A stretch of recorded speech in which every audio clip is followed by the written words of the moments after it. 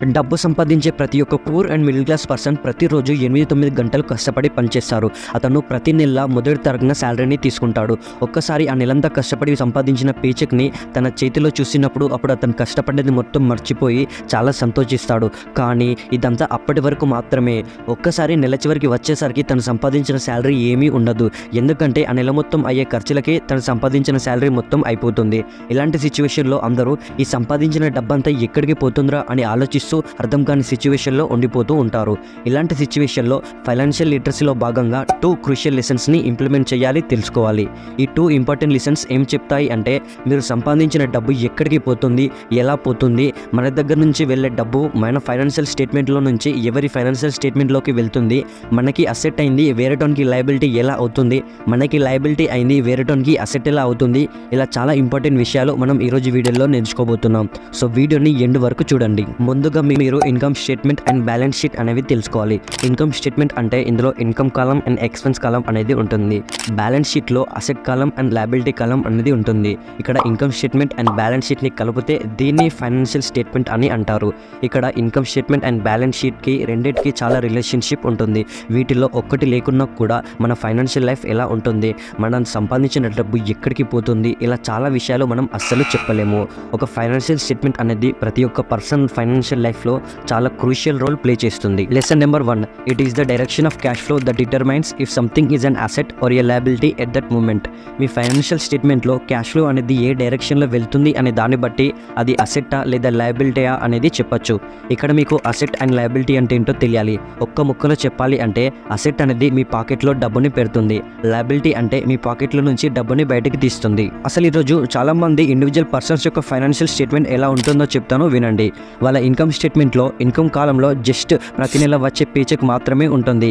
ఇక ఎక్స్పెన్సెస్ కాలంలో taxes, mortgage payments, real estate taxes, car payment, school loan payment, credit card payment, food, clothing and other expenses ఇలా ఉంటాయి. And ఇక వాళ్ళ balance షీట్లో assets కాలంలో ఒక్క అసెట్ కూడా ఉండదు. కానీ లయబిలిటీస్ కాలంలో mortgage, school loans, car loan, credit card డెప్ట్ అనేవి ఉంటాయి. నాకు తెలిసి ఖచ్చితంగా 90% ఆఫ్ ఇండివిజువల్ పర్సన్స్కి వాళ్ళ ఫైనాన్షియల్ స్టేట్మెంట్ సేమ్ ఇలానే ఉంటుంది. డబ్బు సంపాదించే ప్రతి ఒక్క poor and middle class person తను సంపాదించిన పేచెక్ నెల చివరి వచ్చేసరికి అయిపోవడానికి కారణం ఏంటిదంటే అతని ఎక్స్పెన్స్ అండ్ లయబిలిటీస్ కాలంలో చాలా ఖర్చులు ఉన్నాయి. సర్లే ఇన్ని ఖర్చులు ఉన్నప్పటికీ కూడా ఆ ఖర్చులని కట్టడానికి తన ఇన్కమ్ కాలంలో ఒక్కటే సోర్స్ ఆఫ్ ఇన్కమ్ అనేది ఉంది. అండ్ తన అసెట్స్ కాలంలో ఒక్క అసెట్ కూడా లేదు. అందుకే ఇలాంటి ఫైనాన్షియల్ స్టేట్మెంట్ ఉండే పర్సన్స్ వాళ్ళ లైఫ్లో ఇంకా ఫైనాన్షియల్ ఎడ్యుకేషన్ నేర్చుకొని అసెట్స్ కాలంలో అసెట్స్ బిల్డ్ చేసుకొని అండ్ ఇన్కమ్ కాలంలో జస్ట్ పేచెక్ ఒక్కటే ఇన్కమ్ సోర్స్ కాకుండా అసెట్స్ నుంచి వచ్చే క్యాష్తోని వాళ్ళ ఇన్కమ్ కాలంలో జనరేట్ చేసుకునేంత వరకు వాళ్ళ ఫైనాన్షియల్ స్టేట్మెంట్ మారదు, వాళ్ళ జీవితం మారదు. ఇక్కడ ఫన్ ఫ్యాక్ట్ ఏంటిదంటే ఇలాంటి ఫైనాన్షియల్ స్టేట్మెంట్ ఉండే పీపుల్ వాళ్ళ అసెట్స్ కాలంలో ఏదో ఒకటి లిస్ట్ చేసి దాన్ని అసెట్ అని నమ్ముతారు. కానీ ఇక్కడ అందరూ గుర్తుంచుకోవాల్సిన ఇంపార్టెంట్ నోట్ ఏంటంటే ఏదో ఒకటి మీ అసెట్ కాలంలో ఉన్నంత మాత్రాన అది అసెట్ కాదు. నేను ఈ స్టేట్మెంట్ ఎందుకు అంటున్నానంటే చాలా మంది పీపుల్ లయబిలిటీస్ని కొని వాటిని అసెట్స్ కాలంలో రాస్తారు. ఫర్ ఎగ్జాంపుల్ హౌస్, ఇల్లు అనేది చాలా మంది అసెట్ అని పిలుస్తారు, కానీ నిజానికి అది లయబిలిటీ. ఎందుకంటే మీకు అదే ఇల్లు లయబిలిటీ కాలంలో మోర్టేజ్ రూపంలో ఉంది అండ్ అదే ఇల్లు ఎక్స్పెన్సెస్ కాలంలో ప్రతి నెల మీ చేత మోర్టేజ్ పేమెంట్స్ రూపంలో ఖర్చు చేయిస్తుంది. ఇక్కడ కొంతమంది అంటారు, బ్రో నేను నా ఇల్లు మీద ఉన్న మోర్టేజ్ పేమెంట్స్ అన్నిటినీ మొత్తం కట్టేశాను, ఇప్పుడు అది అసెట్ కావచ్చు కదా అని. దానికి ఆన్సర్ నో. ఎందుకంటే మన రూల్ ప్రకారం అసెట్ అనేది మీకు క్యాష్లోని ఇన్కమ్ కాలంలోకి జనరేట్ చేయాలి. ఇక్కడ ఇల్లు అనేది మనకి ఎలాంటి క్యాష్లోని జనరేట్ చేయడం లేదు కాబట్టి ఇక్కడ ఇల్లు అనేది అసెట్ కాదు. ఇదే ఎగ్జాంపుల్ తీసుకొని అసెట్ ఎలా బిల్డ్ చేసుకోవాలి అనేది చెప్తాను, జాగ్రత్తగా వినండి. ఫర్ ఎగ్జాంపుల్ మీరు 5 lakhs వర్త్ ఉన్న హౌస్ని కొనాలని అనుకున్నారు. మీరు 2 lakhsని క్యాష్ని కట్టారు అండ్ మిగతా 3 lakhsని మోర్టేజ్ కింద తీసుకున్నారు. ఇక్కడ మోర్టేజ్ అంటే అర్థం ఏంటిదంటే మీకు కావాల్సిన లోన్ అమౌంట్ని బ్యాంక్ దగ్గరనో లేదా ఎవరైనా లెండర్ దగ్గరనో తీసుకొని దానికి బదులుగా మీ ప్రాపర్టీ లేదా అసెట్ని యాజ్ ఏ కొలెటరల్గా పెట్టాలి. మీరు తీసుకున్న అమౌంట్ని తిరిగి కట్టేంత వరకు మీరు ఇచ్చిన కొలాటరల్ ఆ లెండర్ లేదా బ్యాంక్ దగ్గరనే ఉంటుంది. ఇప్పుడు ఒకసారి మీరు మీ బ్యాలెన్స్ షీట్లో చూసినట్టయితే అసెట్స్ కాలంలో మీరు కొన్న 5 lakhs వర్త్ ఆఫ్ హౌస్ అనేది ఉంటుంది అండ్ లయబిలిటీస్ కాలంలో మీరు తీసుకున్న 3 lakhs మోర్టేజ్ అనేది ఉంటుంది.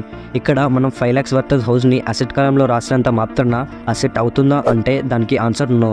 ఎందుకంటే ఇది మీకు ఇంకా క్లియర్గా అర్థం కావడానికి ఇన్కమ్ స్టేట్మెంట్ అవసరం ఉంది. ఒకసారి మీరు ఇన్కమ్ స్టేట్మెంట్లో చూసినట్టయితే మీ ఎక్స్పెన్సెస్ కాలంలో మోర్టేజ్ పేమెంట్స్ అని real estate taxes, insurance, utilities, maintenance maintenance అనే ఖర్చులు ఉన్నాయి, కానీ మీ ఇన్కమ్ కాలంలో ఏమీ లేవు. మన రూల్ ప్రకారం అసెట్ అనేది మీ పాకెట్లో డబ్బు పెడుతుంది, లయబిలిటీ అనేది మీ పాకెట్లో నుంచి డబ్బుని తీసేస్తుంది.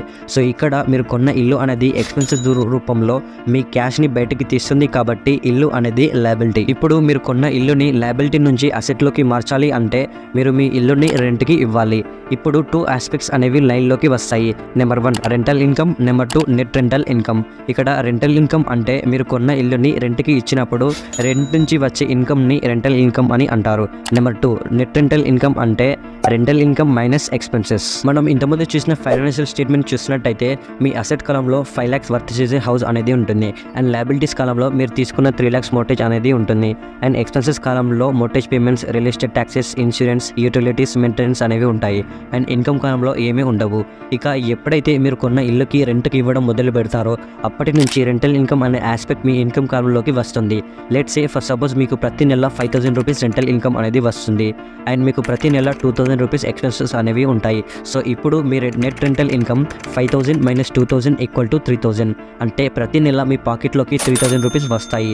ఇక ఇప్పుడు మీ ఇల్లు అనేది అసెట్ అవుతుంది. ఒకవేళ ఇక్కడ మీ ఎక్స్పెన్సెస్ సేమ్ 2,000 ఉండి మీ రెంటల్ ఇన్కమ్ 1,500 వస్తే అప్పుడు మీరు ప్రతి నెల 500 రూపీస్ లాస్ అవుతారు. ఇక ఇప్పుడు మీ ఇల్లు మళ్ళీ లయబిలిటీ అవుతుంది.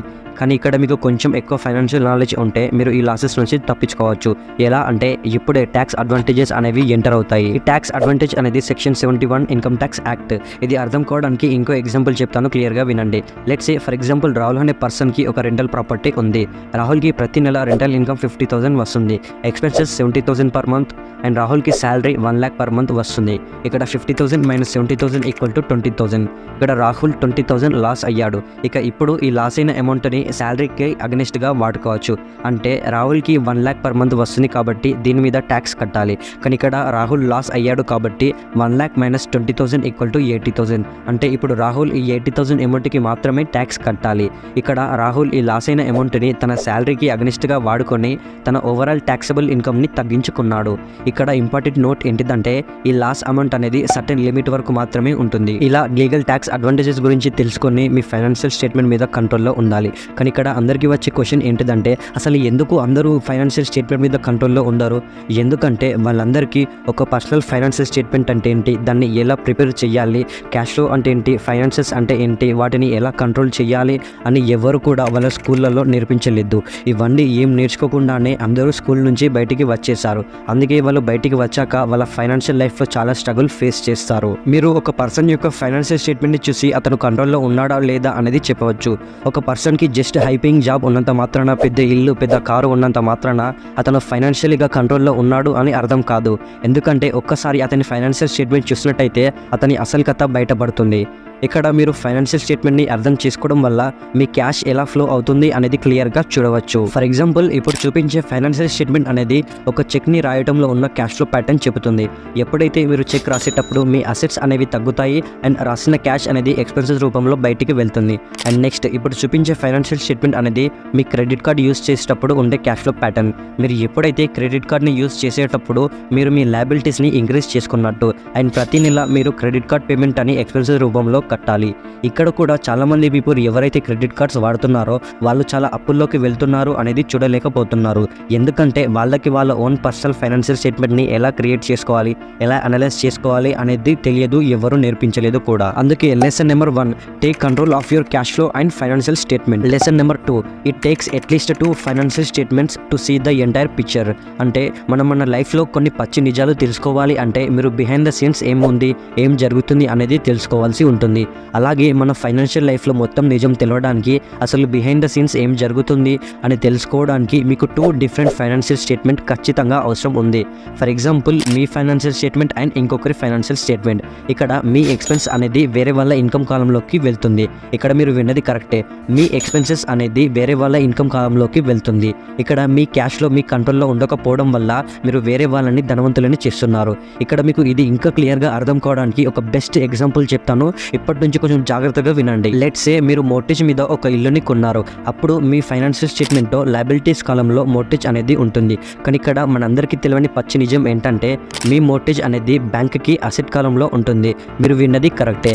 మీ మోర్టేజ్ అనేది బ్యాంక్ యొక్క ఫైనాన్షియల్ స్టేట్మెంట్ లో అసెట్ కాలంలో ఉంటుంది. అంటే ఇక్కడ మీ లయబిలిటీగా ఉన్న మీ మోర్టేజ్ అనేది మీ జేబులోంచి డబ్బుని తీసి బ్యాంక్ జేబులో పెడుతుంది. ఎప్పుడైతే ఒక బ్యాంకర్ మీతో మీ ఇల్లు అనేది అసెట్ అని అన్నప్పుడు ఆ బ్యాంకర్ మీకు నిజంగా అబద్ధం చెప్పడం లేదు. జస్ట్ అది రియల్గా ఎవరి అసెట్ అని చెప్పడం లేదు. అండ్ అలాగే మీరు క్రెడిట్ కార్డ్ యూజ్ చేసిన ప్రతిసారి మీరు మీ లయబిలిటీస్ కాలంలో యాడ్ చేసుకుంటున్నారు. అండ్ అలాగే బ్యాంక్ యొక్క అసెట్ కాలంలో యాడ్ చేస్తున్నారు. అందుకే మీరు మీ లైఫ్లో ఒక్కటి బాగా గుర్తుంచుకోండి. Each one of your expenses is someone else income and each one of your liabilities is someone else asset. మీరు చేసే ప్రతి ఎక్స్పెన్స్ వేరే వల్ల ఇన్కమ్ అవుతుంది అండ్ మీరు చేసే ప్రతి లయబిలిటీ వేరే వల్ల అసెట్ అవుతుంది. ఇదంతా ఒక జాబ్ చేసే పర్సన్కి, జాబ్ చేయాలి అనుకున్న పర్సన్కి, జాబ్ మైండ్ సెట్ ఉన్న పర్సన్కి ఎలా జరుగుతుందో చెప్తాను వినండి. జాబ్ చేసే పర్సన్కి ప్రతి నెల ఇన్కమ్ అనేది వస్తుంది. అయితే ఈ జాబ్ చేసే ప్రతి ఒక్క పర్సన్ తనకంటూ ఒక సొంత ఇల్లు ఉండాలి అని అనుకుంటాడు. అందుకే మోర్టేజ్ కింద ఒక ఇల్లుని కొంటాడు. ఆ మోర్టేజ్ అనేది అతని పర్సనల్ ఫైనాన్షియల్ స్టేట్మెంట్లో లయబిలిటీస్ కాలంలో ఉంటుంది. అండ్ నెక్స్ట్ అతను ప్రతి నెల మోర్టేజ్ పేమెంట్ అనేది కట్టాలి. అది అతని ఎక్స్పెన్స్ కాలంలో ఉంటుంది. ఇక్కడ అసలు కథ మొదలవుతుంది. ఆ పర్సన్ ప్రతి నెల కట్టే మోర్టేజ్ పేమెంట్ అనేది బ్యాంక్ యొక్క ఫైనాన్షియల్ స్టేట్మెంట్లో ఉన్న అసెట్ కాలంలోకి వెళ్తుంది. అండ్ అది బ్యాంక్కి ఇన్కమ్ని జనరేట్ చేస్తుంది. సో ఇక్కడ బ్యాంక్ అనేది దానికి అసెట్ని క్రియేట్ చేసుకుంది, కానీ అది మనందరికీ లయబిలిటీ. అందుకే మనందరం యాజ్ ఏ ఫైనాన్షియల్లీ లిటరేట్ పీపుల్గా, యాజ్ ఏ ఇన్వెస్టర్గా ఎలాంటి అసెట్ని అక్వైర్ చేసుకోవాలి అంటే మనం అక్వైర్ చేసుకునే అసెట్కి వేరే వాళ్ళు కట్టాలి, వేరే వాళ్ళు పే చేసే అసెట్ని అక్వైర్ చేసుకోవాలి. ఇప్పుడు మీ అందరికీ మెల్లమెల్లగా మొత్తం అర్థమవుతుందని అనుకుంటున్నాను.